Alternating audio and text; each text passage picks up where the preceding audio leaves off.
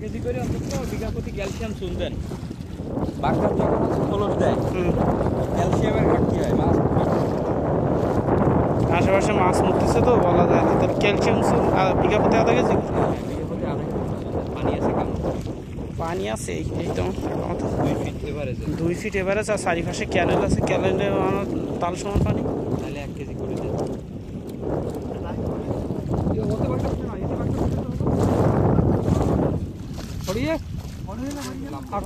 ভাই এই ভেনামের বয়স কতদিন ভাই? ভেনামে একটু সময় বেশি নেয়।